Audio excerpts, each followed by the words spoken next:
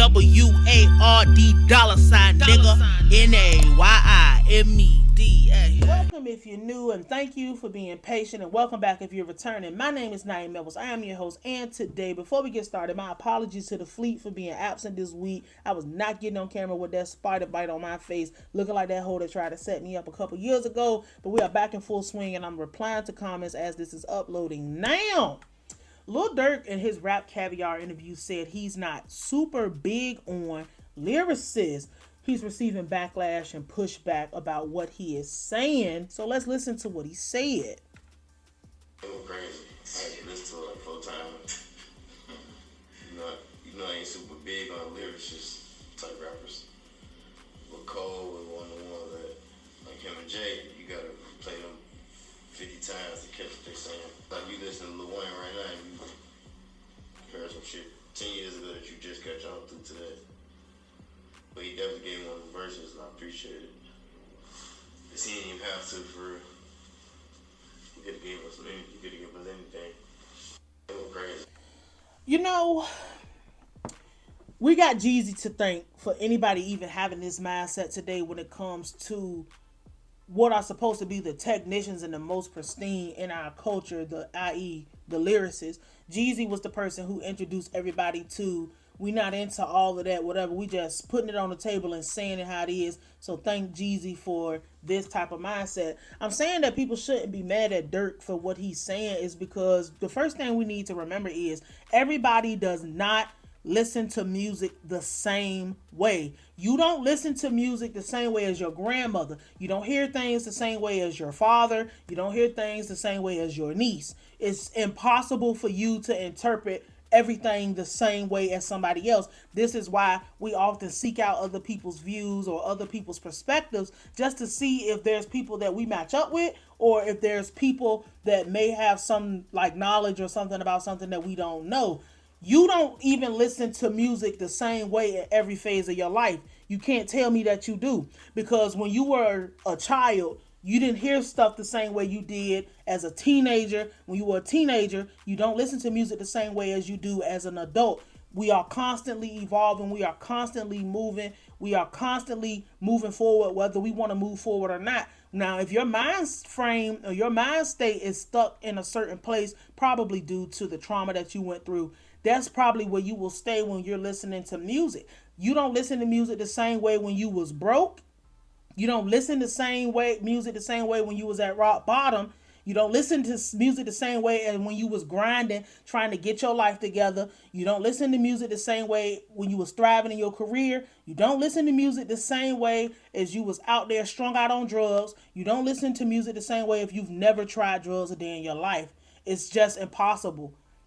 We do not consume music the same way. We're also not all going through the same thing. So a person who's never struggled with something, they might not hear Durk music the same way as a person who is really from the south side of Chicago, or a person who is from the trenches, or any type of environment where they've had to overcome something. It's just impossible for us to interpret things the same way. I have a song in my catalog that I wrote. It's called All I Want Is You.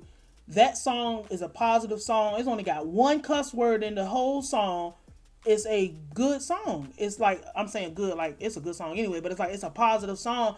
People have, like, I can see the analytics every day of what the people putting it on they I miss her so much playlist. I wish my boyfriend would come back to me playlist. These are literally the names. Like, people have taken that and turned it into something sad. I'm not responsible for how people hear it. Just like you're not responsible for other people's interpretations of what's going on. We can't be mad at people for having a difference of opinion. It's just like if you have a more of an appreciation for this culture, as far as like you, just because you don't like lyricists or you're not interested in lyricists, that doesn't mean that you can't enjoy what lyricists do and you can't respect what lyricists do. It's like a person, like, you know, if you was writing some type of technical report, you might not say dihydrogen monoxide. You might say water. You know what I'm saying? It just depends on what we at. We can't get mad at the people because it's like, we don't want to make this imaginary thing where lyricists and non-lyricists are just clashing with each other, because Durk has songs with Nas. Durk has songs with a lot of lyricists. This song, he was talking about his song All My Life that he just did with J. Cole, and he was actually expressing the whole thing. He was expressing appreciation that J. Cole even wanted to work with him, because there's this thing where people think that lyricists don't like people who are not lyricists. That's absolutely not true. I can have an appreciation for somebody like Soulja Boy because I can appreciate what a person does if they're good at what they do and they're not trying to do what somebody else is doing. We're conditioned in this crazy space of what we at in music, because consumers are not how they used to be, where would a consumer would make it their job to dig into what your lyrics was. But when Jeezy came through and threw all of that out the window and said, you don't have to think, you need to take what I'm saying at face value because this is exactly what I did, this created and fostered the environment where people like Durk is saying, look, I ain't trying to play no song 50 times to get it. I'm not trying to work hard to hear no music. I'm just trying to get to the point. And if you make get to the point music, that's all good. It's perfectly fine. I don't feel like it's nothing wrong with that, because you have a place. And that doesn't mean that you couldn't become a lyricist, and that doesn't mean a lyricist couldn't go and do something else. But I just think we need to appreciate people where they are and for what they do. I wouldn't want to hear Jay-Z trying to do the Lil Durk. I wouldn't want to hear that. I don't want to hear J. Cole trying to sound like Soulja Boy. Could they do it and it be good and successful? Yeah. Most lyricists' problems is they have terrible beat selections. Look at Nas's career, for example. Nas, arguably one of the greatest lyricists we've ever had. Point blank, period. No arguing, no debating about that, right? I don't know too many people who wouldn't say that Nas is one of the best lyricists we've ever had. But Nas has not always been good with his beat selection. He got with Hit Boy. Now everybody's rocking with it. Everybody want to hear what he got to say. So, different times in your life, different points in your life, different points in people's careers and stuff. If you are more susceptible to listening to Nas now because he's with somebody that you have an understanding of, point blank, period. It might be little things like that. You know what I'm saying? Like, people work together and stuff all the time. And they got this running joke about you got to be of a certain intelligence to understand Kendrick or understand J. Cole. That's a joke that people say.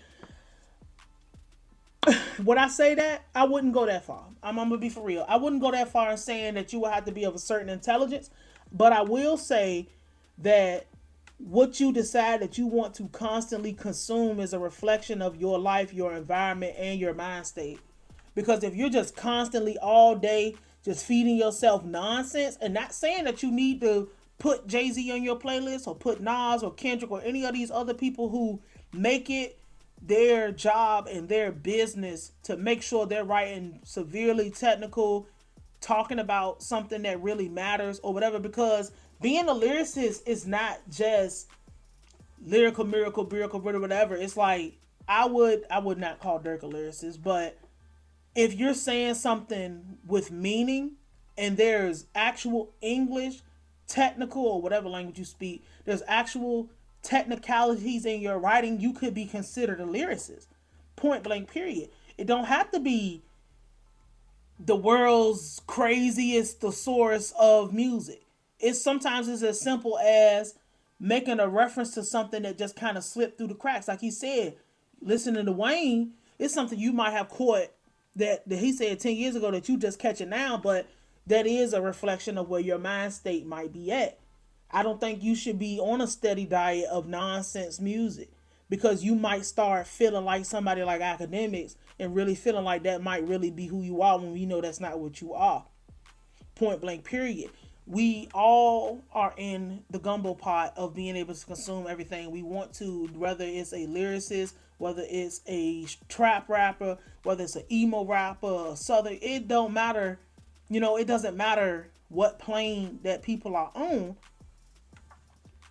It is a reflection of where your mindset is at. Because if you don't come from a region where that is what matters. Like, I'm from Virginia, so like Pusha T is a big deal. Pharrell is a big deal. Missy Elliott and Timbaland, they are big deals. Trey Songz and Chris Brown and stuff is a big deal where I'm from.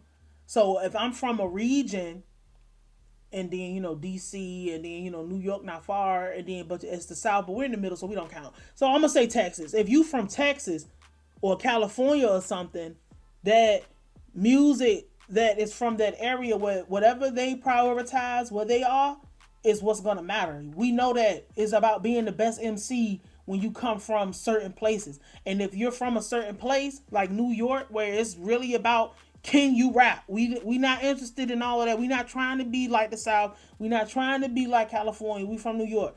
Can you rap? Point blank, period. That is what the culture is there. So we have to take that kind of stuff into account. Places like Chicago and stuff is not about, can you be the best rapper? It's about who can be the most disrespectful in their music. Places like California, it's about, you know, whatever they rapping about over there. They have actually, a lot of people in California are really heavy on lyricism. Maybe not in this new wave and stuff, but it just depends on where you are. It depends on whatever. A person who grew up looking up to Andre 3000 is not interested in trying to be like Future. We have to be for real about what, it's so many things that play into why a person would not be interested in lyricism, or why they would be interested in lyricism. I'm from Portsmouth, Virginia. Missy Elliott is from Portsmouth, Virginia. So being a good songwriter is what matters to me. Like, it don't matter. And my thing is, this is the thing about lyricists or whatever. You really could, how I'ma say it? There's a lot more things that matter. The lyrics matter, absolutely, but that's only if you looking at one facet. And nowadays, it's like the song sounding good is prioritized over what is being said. So there's a lot that goes into what a song sounds like other than the lyrics. The lyrics is like the first thing you hear outside of the beat, but the lyrics is what capture your attention. So if I was writing a song right now and my priority for this song was to be the best lyricist in the song, I would put all my focus into what I'm writing. If I was writing a song right now and the priority was have the best beats that you can bounce to going down the interstate, that's where I would put all my focus. If my focus was to say the most disrespectful thing I could, I will put my focus there. If the focus is for me right now is I just want something that sound good. I have one project like that. It's called Valentine's Day. The only purpose of that was write and produce a project that sounds good in the car that you can play with female company in your car. I didn't care about the lyrics. I didn't care about nothing. I didn't care about having no bars. I didn't care about any of that. All I wanted was something that you could ride down the street and play for your girlfriend that she would not be scared to listen to, and it made her feel good, and it made her feel like she was prioritized. That was my mission for that, and that's the music that I decided that I wanted to make in that moment. There's not one bar up there. Quotables, plenty of them, but no bars. But that's one pocket and one thing.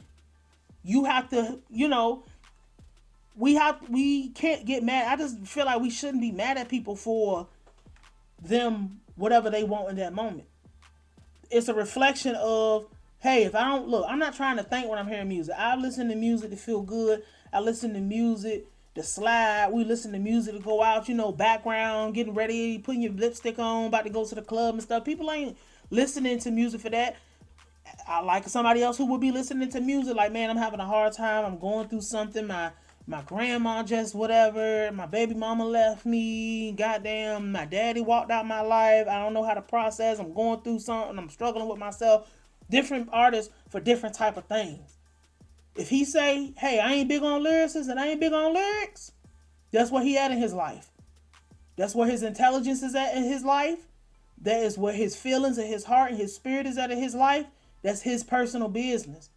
We not mad. Like, fighting over music taste is weird. Go be with somebody who like what you like. You're not going to go to a Lil Durk concert and everybody there be a Jay-Z fan. Everybody there be a J. Cole fan. Everybody there be a whatever fan. And there's a lot of people, since we at the end, there's a lot of people that are lyricists that we don't really, you don't consider them to be like lyricists. Like people like Young Thug. Young Thug is a lyricist. Now, does everything he make sound like what those other people do? No. That does not take away from the fact that he is absolutely a lyricist. He could be, you know, he writes better than a lot of people. The stuff that he say is more clever or whatever. And it's just like, it just depends on what you like. It's just your personal taste and your personal preference.